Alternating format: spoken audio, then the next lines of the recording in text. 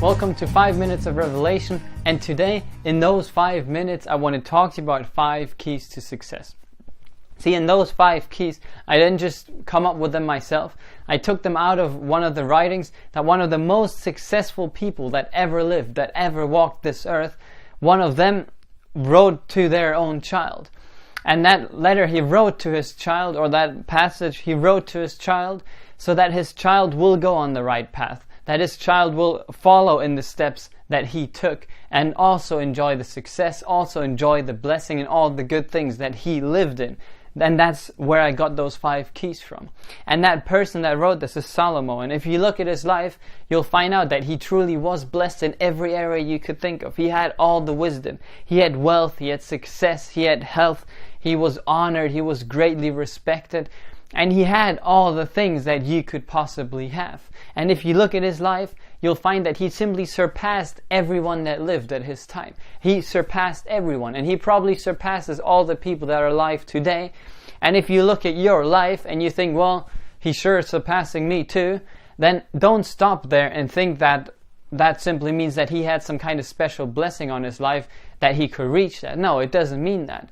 You also have that same blessing, and you can also enjoy the success that he enjoyed, but you need to learn how. And that's why I want to look at these 5 keys with you, those 5 keys to success, so that you figure out how to do that, that you can apply them to your life and see great success, just like he did.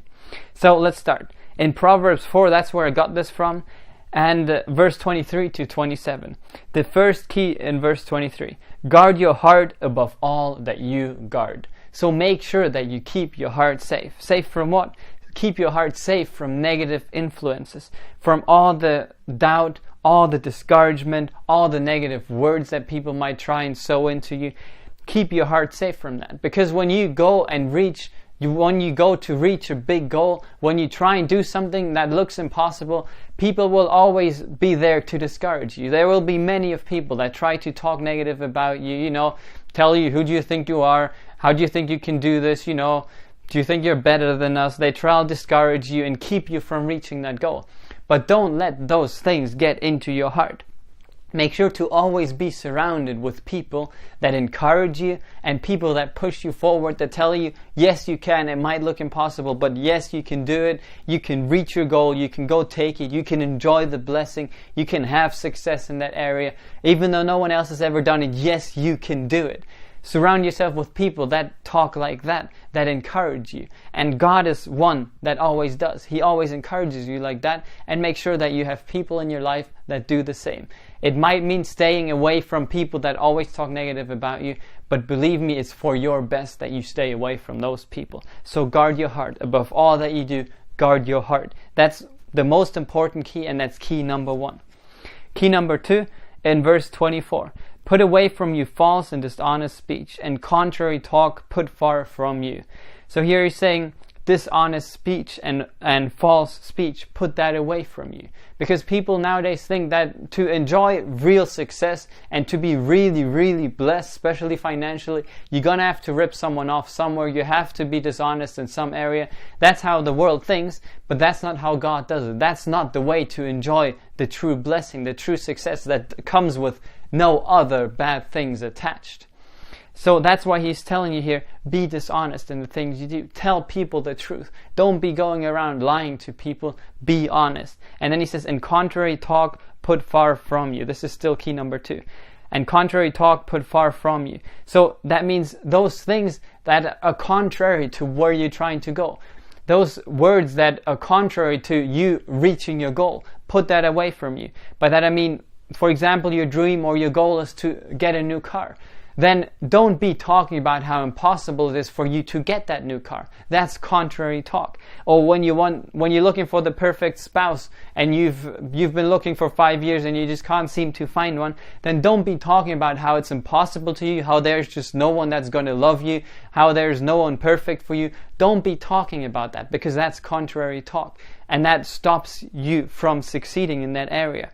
See, because the Bible says your words can snare you and they can take you captive. And those words taking you captive can actually completely stop you from reaching your goals, from reaching that success and enjoying it in your life. So that's why he's telling you here, put contrary talk away from you. Don't be talking dishonest, and don't be talking contrary. Then the third key, in verse 25, it says, let your eyes look right on with fixed purpose, and let your gaze be straight before you. So always keep your goal in front of your eyes. Don't let anything take your eyes and your focus off of that goal. Because when you go for your goal, when you have it, go for it straight. You know, like horses have those flaps on the side sometimes. You know, I'm not sure what they're called, but those flaps are there so they don't get distracted by all the things going on around them. And that's how you need to be with your dream and with your goal. Because there will be many other good-looking options, or, you know, people doing it differently, or the devil will try and tell you, see, there's a much easier and a much quicker way to reach your goal, and all these things going on around you. And if you look at all of them, and if you try and kind of include them all, and maybe take a bit from here, take a bit from there, then you'll be distracted, and you won't be focused on your goal anymore, and it will stop you from reaching it. You'll just be lost by doing that. So keep focused. Stay focused on the goal. That's the third key. The fourth key, consider well the path of your feet. This is verse 26. And let all your ways be ordered aright. So that means plan ahead and think your goal, the things you want to do, think it through before you go and do it. Think it through. Consider well the path of your feet. By that I mean, before you just take off running any direction. You have that big goal, you have that dream. Now if you just take off running any direction, you might run the completely wrong direction. Think ahead, plan it out. You might not know every step along the way, but there's things that you can plan out already. The direction you can figure out already, what you're going, how you're going to get there, or, you know, just the direction that you want to go. You can figure that out already.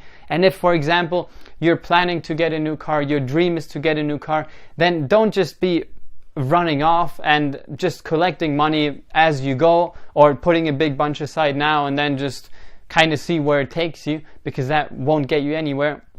Plan it out. Figure out how much money you have to put aside every month, how long it's going to take you, you know. Do all these steps so that you have it well thought through and that you have considered the path of your feet. That's a really important key to you succeeding and to you reaching that goal.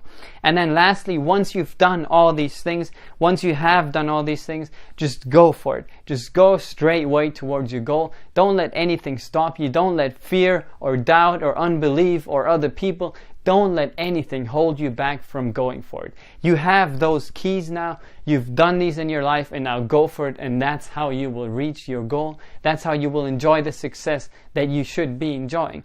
See, Salomo gave you these keys so that you can apply them in your life and see the same success and the same blessing that he's lived in. So take that with you, apply those in your life, and you'll see they work and they will get you to where you want to go. Take that with you, be blessed by it, and I'll see you again next time.